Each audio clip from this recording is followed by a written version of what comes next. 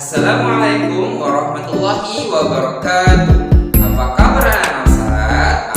Alhamdulillah, luar biasa. Allahu Akbar. Coki coki, cheese cheese, double double boom boom. Coki coki, yes yes. Allahu Akbar.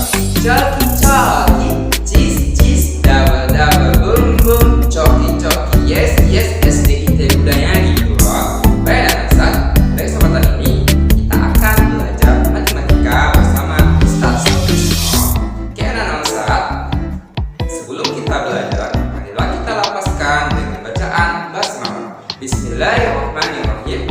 Pada kesempatan ini kita akan belajar matematika tentang bentuk-bentuk pecahan dan cara merubah pecahan biasa menjadi pecahan campuran. Selamat menyaksikan.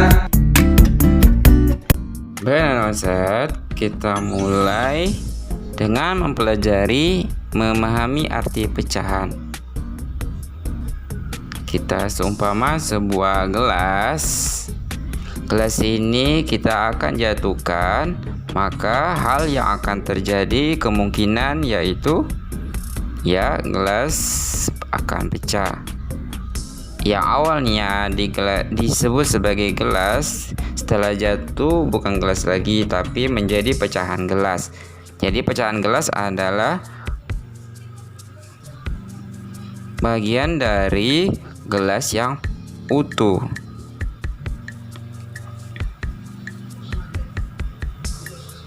Nah, untuk menyebut banyaknya gelas, maka kita menggunakan namanya bilangan. Karena gelasnya ada satu, maka bilangannya satu. Karena gelasnya utuh, maka bilangan juga utuh. Atau nama lain yaitu bulat. Jadi utuh sama dengan bulat. Jadi bilangan bulat itu ada 1, 2, 3, 4 dan seterusnya. Atau kurang dari 1, 0. Kurang dari 0 negatif 1 atau negatif 2 dan seterusnya.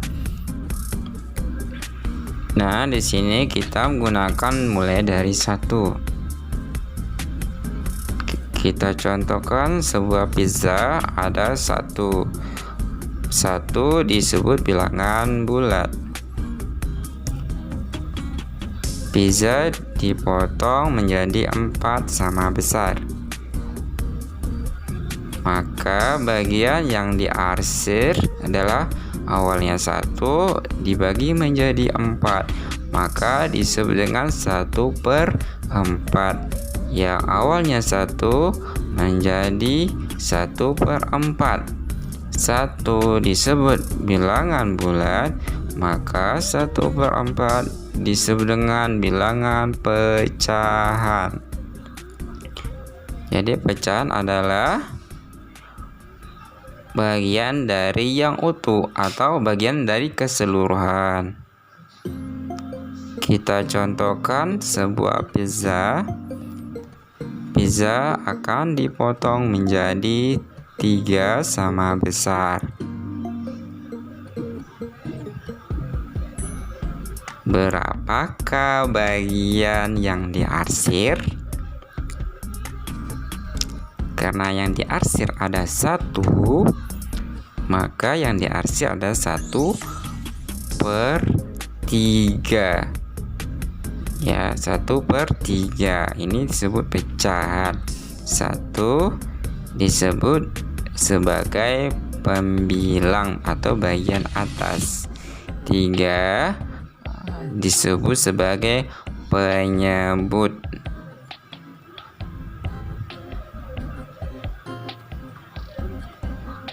Kita contohkan sebuah pizza dipotong menjadi 6 bagian sama besar. Pertanyaannya, berapakah banyak yang diarsir? Ada 4 yang diarsir. Maka 4 per keseluruhannya ada 6, maka 4/6. Sedangkan bagian yang tidak diarsir yaitu sisanya ada,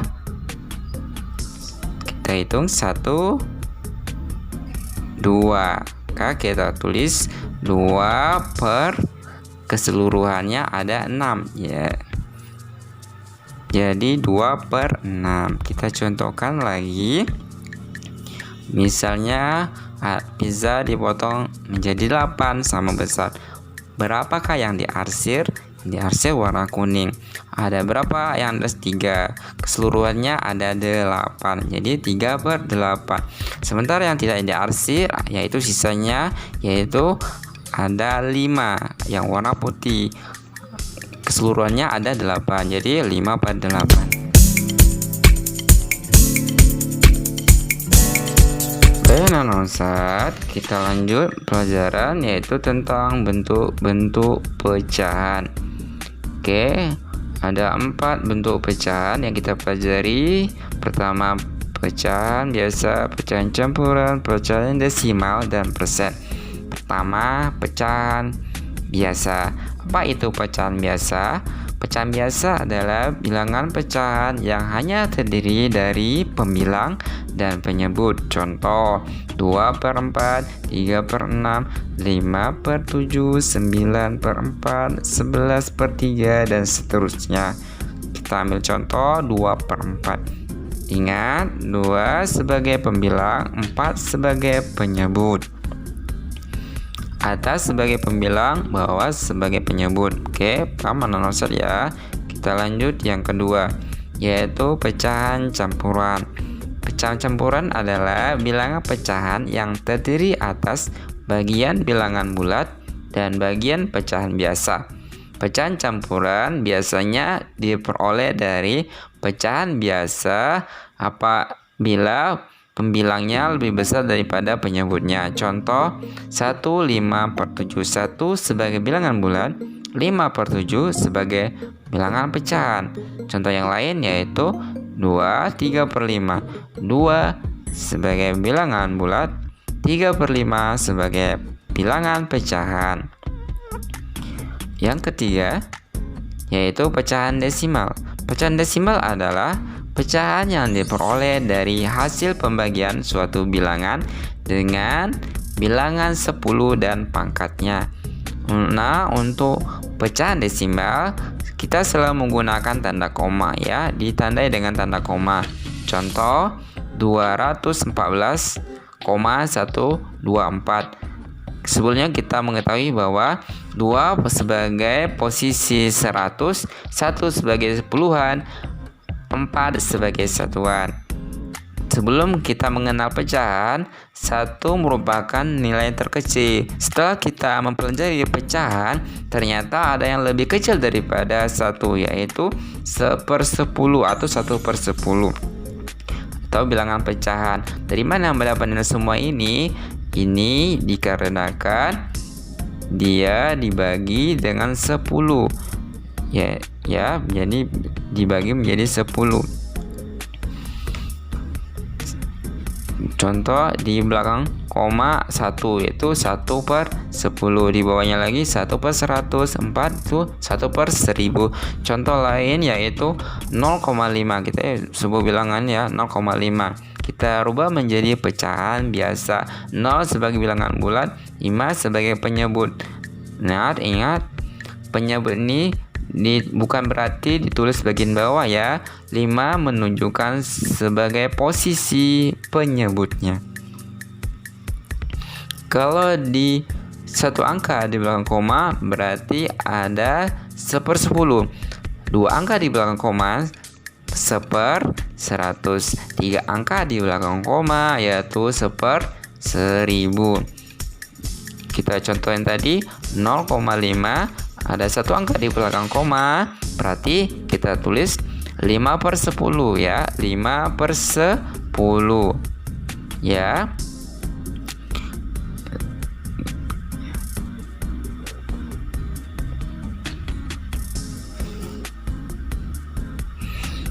Oke, selanjutnya yaitu persen. Persen adalah sebuah angka atau perbandingan untuk menyatakan bilangan pecahan yang berpenyebut 100. Lambang persen atau per 100 adalah seperti ini ya. Contoh 10% atau 10 ada tanda seperti ini. Itu tanda dari persen. Ini dibaca yaitu 10%. 10 sebagai pembilang, tandanya sebagai penyebut persen atau per 100. Kita tulis dalam bentuk pecahan biasa sebagai berikut. 10% tulis menjadi 10/100. Bisa juga kita tulis menjadi 1/10. Mengapa menjadi 1/10? Ini karena kita bagi sama-sama menjadi 10 pada yang telah kita pelajari di pecahan senilai. 10 dibagi 10 1, 100 dibagi 10 10. Oke, anak-anak Ustaz, jelas ya. Baik, anak-anak Ustaz, kita masuk ke pembelajaran cara merubah pecahan biasa menjadi pecahan campuran. Oke, anak-anak Ustaz, sebelum kita ke cara merubah pecahan biasa ke pecahan campuran, terlebih dahulu Ustaz sampaikan bahwa pecahan biasa yang dapat dirubah ke pecahan campuran adalah apabila pembilangnya lebih besar daripada penyebutnya. Contoh 7/3. Nah, 7 yaitu pembilang, lebih besar daripada penyebutnya itu 3. Kalau ada pembilangnya lebih kecil daripada penyebutnya, contoh 3/5, maka tidak bisa kita rubah ke pecahan campuran. Jadi pecahan biasa yang bisa kita rubah ke pecahan campuran apabila pembilangnya lebih besar daripada penyebutnya. Oke, anak-anak Ustaz, sini kita coba membuat dua cara. Ya, anak-anak Ustaz bisa memilih kedua cara ini yang akan kita pelajari sekarang. Oke, anak-anak Ustaz, kita langsung latihan soal atau contoh soal. Misalnya yaitu 7/3. Kita gunakan cara pertama yaitu menggunakan membagikan pembilangan penyebut dengan cara menggunakan cara pembagi ya. 7 dibagi 3. Caranya cari 3 kali berapa yang hasilnya 7 atau mendekati 7. Nah, kira-kira berapa anak-anak Ustaz? Yaitu dikali 2. Kita tulis 2 kali 3 yaitu 6. Kita tulis di bawah 7 dikurangkan 7 dikurang 6, sisanya yaitu 1. Maka hasilnya yang 2 kita pindahin ke depan. Kemudian 1 sisanya yaitu bagian atas. Ya, bagian atas pembilang. Tempat untuk penyebutnya tetap sama yaitu 3. Jadi 7/3 sama dengan 21/3. Oke, kita coba cara yang kedua yaitu cara mengurangkan pembilang dengan penyebutnya sampai yang terkecil atau sampai tidak bisa dikurangkan lagi. Contoh 7 kurang 3 sama dengan 4. 4 masih bisa kita kurangkan 3, hasilnya 1. Nah, suatu yang terkecil maka tidak bisa kita kurangkan lagi dengan 3. Maka sekarang kita hitungkan lagi berapa kali kita kurangkan 1, 2 kali. Karena 2 kali maka hasilnya depan 2, sisanya 1, maka pindahkan ke atas bagian pembilang. Untuk penyebutnya tetap sama yaitu 3. Hasilnya sama dengan 21/3. Oke, contoh yang selanjutnya misalnya contoh soal 17/5.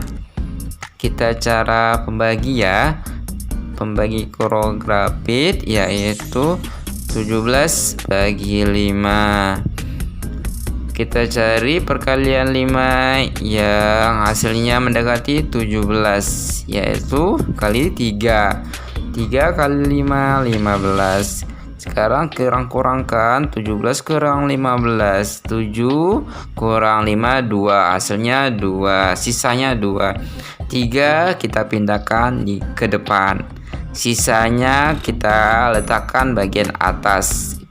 Untuk penyebutnya tetap sama, yaitu 5. Jadi 17 per 5 itu sama dengan 2 per 5. Ini cara pertama. Kita coba dengan menggunakan cara yang kedua, yaitu dengan cara mengurangkan dengan penyebutnya sampai yang terkecil.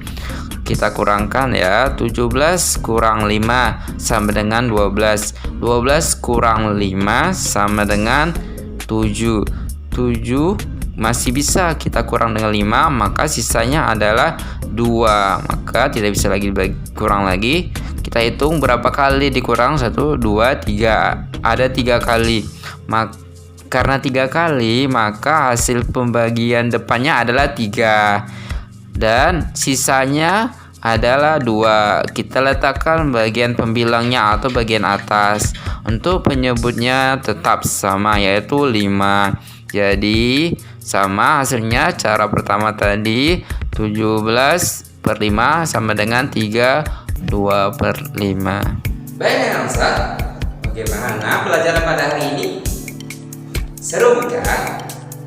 Baik Ustaz, sebelum kita tutup, marilah kita lepaskan hamdalah alhamdulillahirabbil alamin. Doa untuk majelis. Subhanakallahumma wa bihamdika asyhadu an la ilaha illa anta astaghfiruka wa atubu ilaik. Assalamualaikum